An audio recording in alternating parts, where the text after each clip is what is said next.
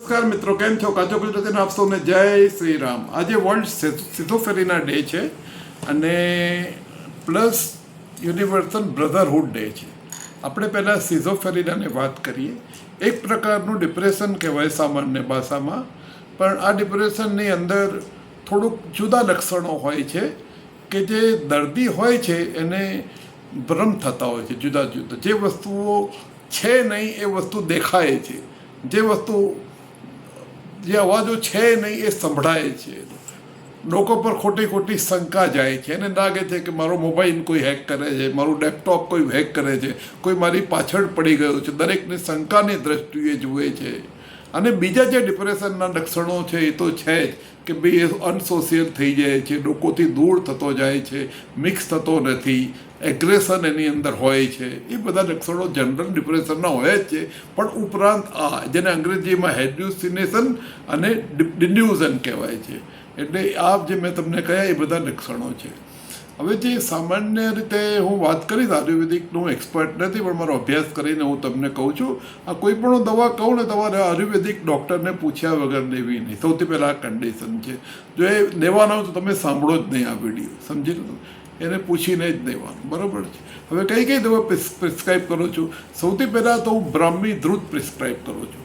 બ્રાહ્મી ધ્રુત એટલે શું? બ્રાહ્મી અને ગાયનું ઘી એ બંનેનું અમુક ટેકનિકથી બનાવેલું મિશ્રણ, એનું નામ બ્રાહ્મી ધ્રુત.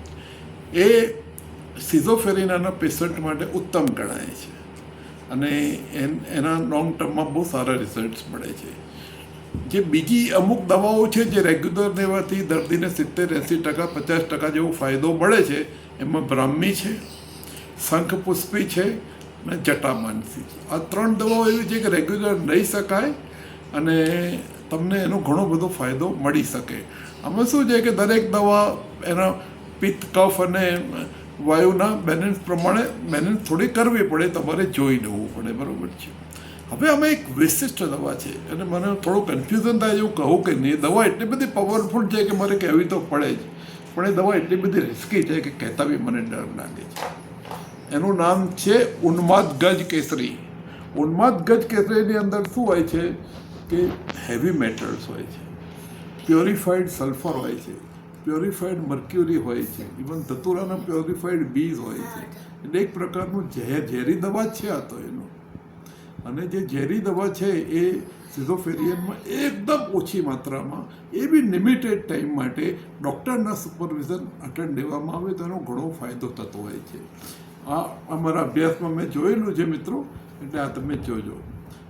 બીજી એક જે એક ડૉક્ટર અનિલ બૈદ્યનાથ કરીને એક દિલ્હીના એનો આયુર્વેદાચાર્ય છે. એમને એમની ફેમિલીથી પરંપરા ચાલતી આવી રહી છે કે કેળાના છાલમાંથી એ લોકો બધી નેચરલ હર્બલ મેડિસિન્સ બનાવે છે.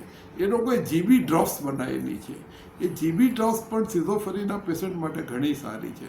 એનું એજિટેશન ઓછું કરે છે, એની સેલ્ફ ટોક. કારણ કે ડિપ્રેશન અને સિઝોફ્રેનિયાના બધા પેશન્ટ પોતાની જાત સાથે વાત કરતા હોય છે. કારણ કે સોશિયલ વિડ્રોલ થાય એટલે છેલ્લે કંઈક તો નીકળે જ, એટલે પોતાની સાથે વાત કરતા હોય છે. એટલે સેલ્ફ ટોક એનાથી એવોઇડ થાય છે અને એ ડ્રોપ્સથી એગ્રેશન બી ઓછું થઈ જાય છે અને બીજા સિઝોફ્રેનિયા લક્ષણોમાં બી ફાયદો મળે છે.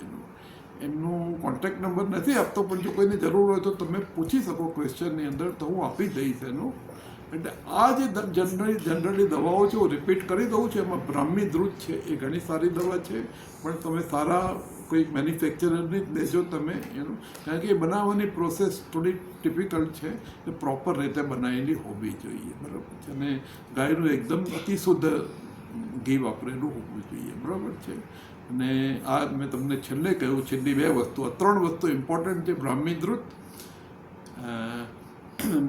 પછી આ જે જીબી ડ્રોપ્સ કયા એ, અને ઉન્માદ ગજ કેસરી. પણ આ બધાની અંદર ડૉક્ટરની કન્સલ્ટન્સી, આયુર્વેદિક ડૉક્ટરની કન્સલ્ટન્સી ખૂબ જરૂરી છે. એને બહુ ધ્યાન રાખીને કરજો જે કંઈ કરો એનું. હું ડૉક્ટર નથી, મારી કોઈ ડિગ્રી બી નથી આની અંદર, મારું કોઈ ક્વોલિફિકેશન નથી, મારો કોઈ અનુભવ નથી. મને થોડો ઇન્ટરેસ્ટ છે, અભ્યાસ છે, એટલે હું વાંચ્યા કરું છું ને મને લાગે છે કે જે વાંચું છે એ શેર કરવું જોઈએ. એટલે શું એમાં જે કંઈ હેન્ડલ વિથ કેર જેવું કરજો તમે. હવે બીજો આજનો દિવસ છે યુનિવર્સલ બ્રધરહુડ ડે છે. અત્યારે મને ઇમિડિયેટલી યાદ આવે છે તો જે આપણા મોદી સાહેબ પ્રાઇમ મિનિસ્ટર છે એમણે યુએઈના જે પ્રેસિડેન્ટ અને સાઉદી અરેબિયાના પ્રેસિડેન્ટને પોતાના બ્રધર બનાવ્યા છે અને એ બધાને જ કહે છે કે they are my brothers. Actually બ્રધર્સનો જે આદર્શ ઉદાહરણ તો રામ, લક્ષ્મણ, ભરત અને શત્રુઘ્ન છે.